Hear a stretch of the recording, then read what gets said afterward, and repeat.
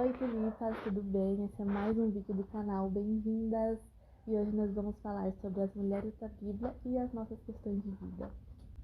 Hoje vamos falar um pouco sobre Ruth e Noemi e a história delas e a relação de sogras e noras. Eu sei que essa é uma relação que muitas vezes tem algumas complicações, tem algumas questões envolvidas e que o mundo normaliza uma rivalidade entre essas duas mulheres. Eu vou trazer uma perspectiva bíblica hoje sobre essa relação e uma reflexão também.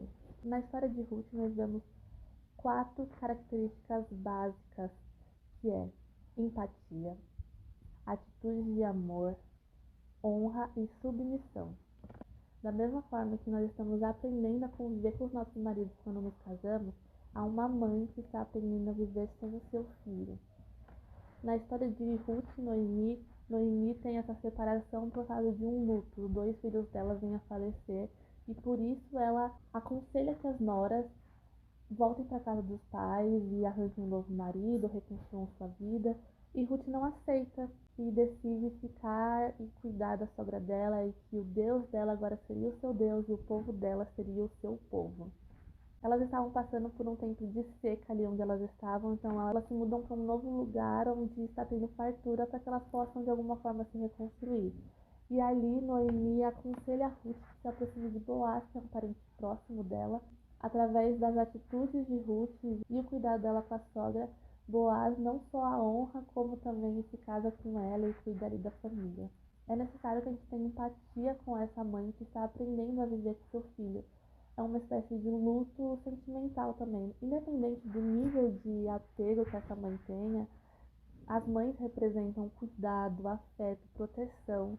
E quando a gente casa, o lugar de honra continua sendo da mãe e do pai, mas o lugar de prioridade passa a ser da esposa. A Bíblia diz lá no comecinho que por isso se unirá homem e mulher e deixará o pai e a mãe. E a Bíblia ordena que o homem ame a sua esposa como ama a própria carne. Ou seja, o lugar de prioridade passa a ser da esposa. Então não há uma substituição nesse papel de cuidado, mas há uma transformação, onde ali o cuidado, o afeto também passa a ser representado pela esposa. E muitas vezes esse é um processo interno dentro de uma mãe que pode causar alguns desconfortos, pode entristecer, pode deixar, mas é um processo que ela está aprendendo a passar. Então é necessário que a gente tenha empatia, mesmo que a gente também esteja dentro de um processo. Quando a gente está na nossa família, com os nossos pais, os nossos irmãos, a gente tem um aval para mostrar ali os nossos defeitos, mostrar muitas vezes as nossas dificuldades. E dentro desse ambiente, a gente também tem até uma liberdade para não ter certas delicadezas, mas agora a gente está inserida numa nova família. E essa família, querendo ou não, tem expectativas sobre a gente.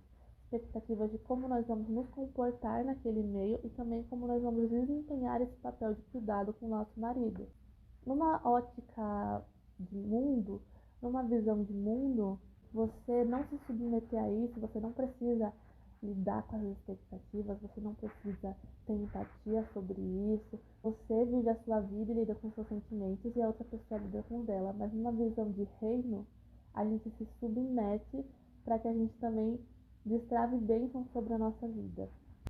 Aqui em Filipenses 2, a partir do versículo 5, vai dizer assim: seja a atitude de vocês a mesma de Cristo Jesus, que, embora sendo Deus, não considerou que o ser igual a Deus era algo que devia pegar-se, mas esvaziou a si mesmo, vindo a ser servo, tornando-se semelhantemente aos homens.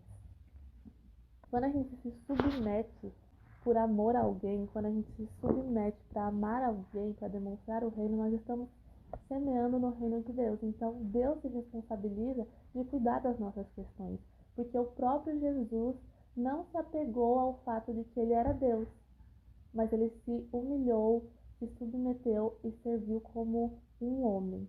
Ruth ele tinha direito. Noemi ofereceu para ela esses direitos. Volta para casa da sua mãe, onde você vai poder arranjar um marido, onde você vai poder reconstruir a sua vida.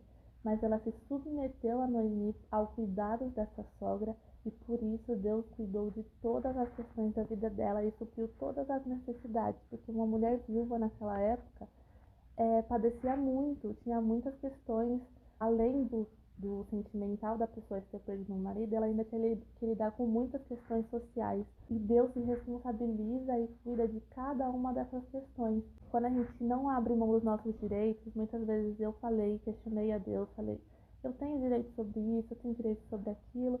E o que Deus ministrou no meu coração era, você pode reivindicar esses direitos, mas você vai ter essa recompensa e pronto, essa recompensa pro agora. Abra mão desses direitos e colha algo eterno.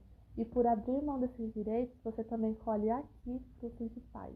Além disso, também tem a questão da honra. Você ali está cuidando, você ali está se relacionando, está convivendo, está amando uma semente dessa mulher. E a honra para quem semeia. Independente do nível que ela teve ali de envolvimento na criação dele, às vezes não é uma mãe tão presente, ou então ele tem as próprias dificuldades com ela, mas quando a gente honra pai e mãe, a Bíblia diz que se prolongam os nossos dias na terra. Então, você honrá-la também incentiva que ele continue honrando, e isso vai desbloquear bênçãos, prosperidade e uma vida longa para vocês.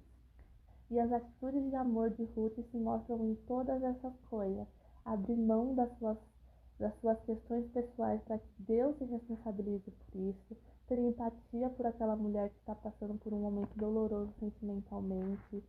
Se submeter, honrar.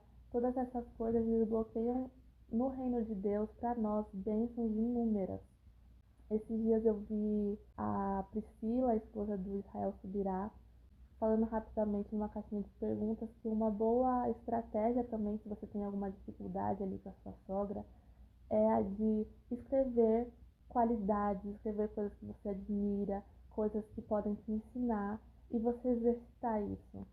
Porque dificuldades todos nós temos, defeitos todos nós temos e nem todas as relações são tão fáceis, mas Deus nos chama para viver uma vida de amor. Se a gente precisa pelo nosso inimigo dar a outra face e andar a segunda milha, quanto mais para as pessoas da nossa família que a gente não tem que fazer. Quando a gente faz pelo outro, não de acordo com o que ele nos entrega, mas de acordo com o que Jesus entregou por nós vivemos realmente o reino, vivemos para ser luz, vivemos para ser uma bênção na vida das pessoas. E é para isso que nós fomos chamados. A Bíblia diz que saberão que são os meus discípulos quando vocês amarem uns aos outros. Eu espero que essa palavra tenha encontrado um solo fértil no seu coração, que isso tenha trazido alguma paz e alguma reflexão. E essas histórias estão aí para nos abençoar, nos instruir, nos direcionar. Espero que vocês tenham gostado do vídeo. Até a próxima. Um beijo.